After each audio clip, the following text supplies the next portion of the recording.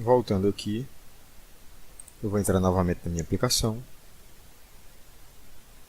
esperar carregá-la, ou esperar carregar.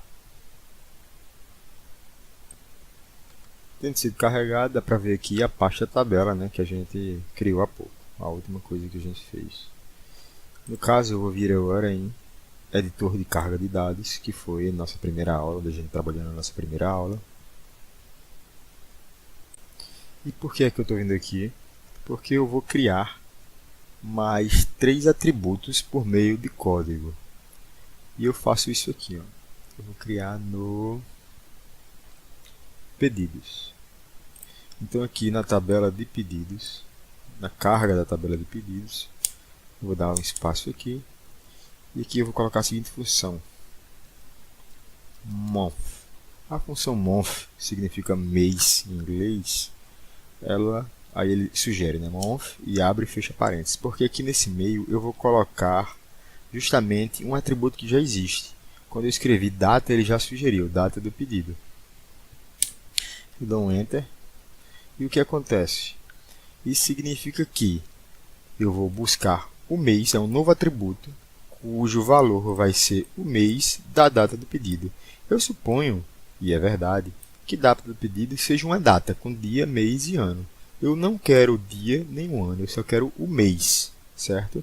Então, quando tiver lá em uma das células a data, vamos supor, 12 de janeiro de 2001, por exemplo, o que é que vai acontecer? Eu não vou desejar obter o 2001, nem o 12, e apenas o 1, o janeiro. Nesse caso, do lado dessa célula onde tem 12 do 1 de 2001, terá a célula 1. Eu vou apelidar esse novo campo de mês pedido, vírgula. No entanto, eu não posso colocar duas palavras soltas assim, porque não entende, o ClickSense não entende.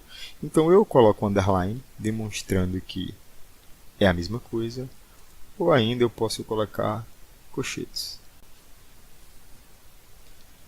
Aqui abaixo eu vou colocar outra função chamada year, e ele já me sugere ali que tem que ter dois parênteses, um abrindo e um fechando. E eu vou colocar a mesma informação aqui dentro, o mesmo atributo, data do pedido. E também vou criar um apelido para esse novo campo, ou seja, para essa nova coluna, para esse novo atributo. E vai ser ano pedido. Year, da mesma forma de month, aliás, do mesmo jeito que month pega o mês da data do pedido, o year pegará o ano. E aqui abaixo eu vou colocar a função, outra função, month, data do pedido. E eu vou concatenar com o i comercial com a função year, data do pedido.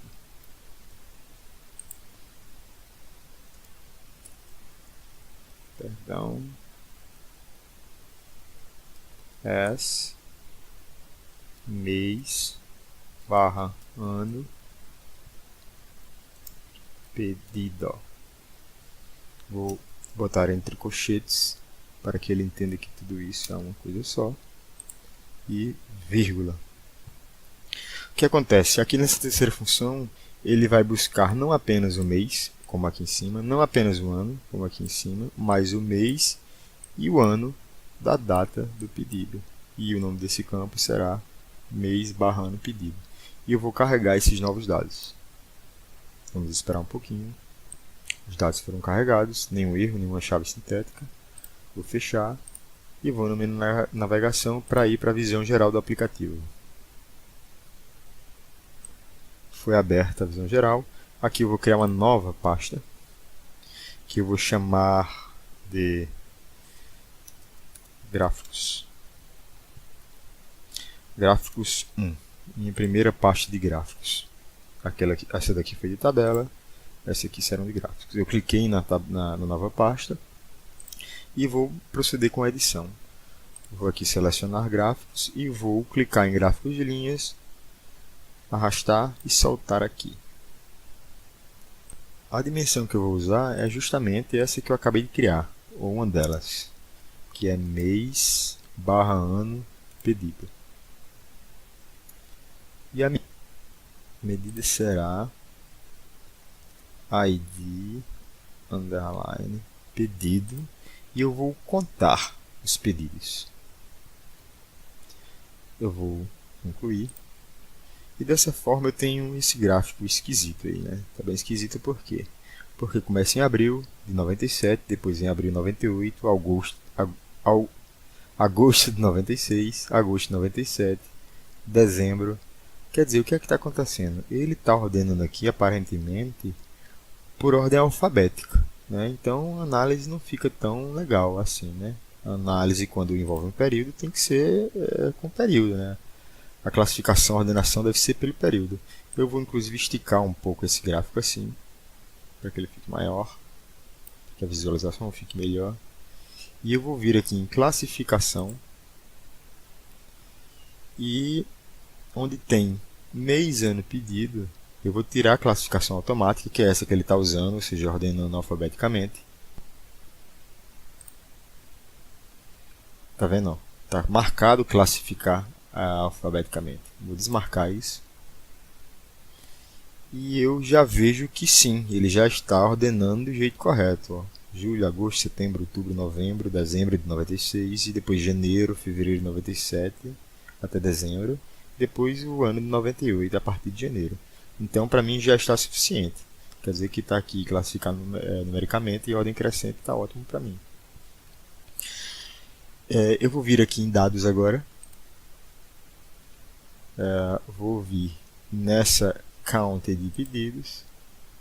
Porque a expressão é essa, mas eu posso criar um rótulo, um label diferente. Para que aqui a de pedido fique com um nome mais intuitivo. Então eu vou dizer assim, eu vou escrever a seguinte sentença é número de pedidos. E vou concluir. E vejam que, de fato, aqui ficou o número de pedidos e o número de pedidos por período. Ou seja, se eu clico aqui, não preciso nem clicar, se eu mantenho o mouse aqui em maio de 97, ele vai exibir o número de pedidos 96, ou seja, em maio de 97 houve 96 pedidos. Em janeiro de 98, 152 pedidos. Se eu clicar aqui e der um OK, confirmar a seleção, ele vai me dar só aquele ponto. E com o número não está sendo exibido, porque eu não coloquei isso lá para que fosse exibido, eu posso fazer isso. Mas eu sei aí que está entre 140 e 160, mais perto de 160. Eu posso eliminar esse filtro, ou limpar a seleção, como ele diz. Clicar aqui novamente em adição. E vir aqui em aparência. Eu vou ver o que tem aqui em geral. Não é aqui que eu quero, é aqui em apresentação. Aparência e apresentação. Eu vou clicar aqui em área. E eis que ele exibe não mais em linha, né, mas em área. E fora isso, há outras coisas que podem ser mudadas aqui. Por exemplo, se eu vier aqui em geral, eu posso colocar um título para esse gráfico. Por exemplo, evolução por a revolução dos pedidos por período. E o título, sei lá, empresa XPTO. Se eu concluir, está aqui a evolução dos pedidos e empresa XPTO. Eu posso ainda editar e mostrar os pontos de dados, por exemplo. E aí mostra os pontinhos aqui, por exemplo, tá vendo? Eu vou voltar a editar e vou incluir nova medida. Dessa vez eu quero incluir, eu já tenho incluído aqui os pedidos, certo? Eu vou incluir agora os clientes. e eu sei que é por meio da contagem de ID cliente, ou seja, a partir de agora eu vou contar não apenas os pedidos, mas a quantidade de clientes, ou os clientes que fizeram esses pedidos. No entanto, o que acontece? Esses clientes que aqui estão, 74 clientes que fizeram 180 pedidos, isso significa que se um cliente fez um pedido, ou melhor, fez 10 pedidos desses 180, ele vai aparecer aqui 10 vezes. Entenderam? São aqui, por exemplo, são 73 clientes em 178 pedidos. Se o cliente A fez 10 pedidos, então ele está sendo contado aqui, contabilizado não uma única vez, mas 10 vezes. E para evitar essa distorção, para evitar que isso aconteça, eu preciso incrementar a minha expressão aqui, a minha função, incluindo a função distinct. Bem, é uma função conhecida de quem é programador, né, porque ela vai me dar agora o número, a contagem de não de clientes, mas de clientes distintos. Vocês viram que o gráfico abaixo ele deu uma diminuída, né? Então agora, olha, aqui, se eu não me engano, tinha 73, agora tem 49. Tá vendo? 49 clientes distintos fizeram 778 pedidos. Aqui, 51 clientes distintos, não estou repetindo os clientes.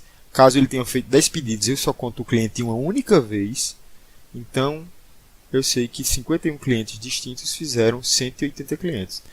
No entanto, o meu label aqui, o meu rótulo, está bem esquisito, né? Count Distinct ID Clients. Então, eu tenho que alterar isso, né? Eu tenho que deixar isso mais facilmente de se entender, né? Mais fácil de se entender. Eu vou chamar aqui de número de clientes distintos. E vou concluir. E, dessa forma, cá aparece número de clientes distintos. Sendo que vamos supor que eu não queira mais essa exibição por período. Que eu queira que a contagem se inicie, que o gráfico me mostre aqui a contagem decrescente por número de pedidos ou número de clientes distintos. Então eu teria que vir aqui, né, na edição, na classificação, certo? Eu vou tirar a expansão desse exame e basta que eu arraste essa medida para aqui para cima e vejam, ele já passou a classificar primeiramente o número de pedidos, depois mês e ano, depois número de clientes distintos. Tanto é assim que se eu arrastar o número de clientes distintos aqui para cima, ele já vai me dar outra exibição, né? É um pouquinho diferente, só um pouquinho, mas é. Então, se eu concluir aqui, primeiro ele está me dando o gráfico, né, me ordenando pelo número de pedidos, depois pelo número de clientes distintos e depois pelo período. Então eu sei que a maior quantidade de pedidos aconteceu em abril de 98, certo? Com 180 pedidos. E a segunda maior em maio de 98 e a menor quantidade de pedidos aconteceu em setembro de 96, com 57 pedidos. Se eu desejar exibir primeiro, prioritariamente, pelo número de clientes distintos, basta que eu arraste e a exibição é essa. Vocês viram que variou, né? O gráfico já de pedidos já não está mais igual ao que estava antes, né? Eu sei que eu tive mais clientes distintos em abril de 98, depois em março de 98, depois em janeiro de 98 e assim por diante. E eu sei que variou, né? Porque esse número de pedidos é maior do que esse, né? Então, se tivesse aqui classificado pelo número de pedidos, esse período aqui estaria antes, na verdade.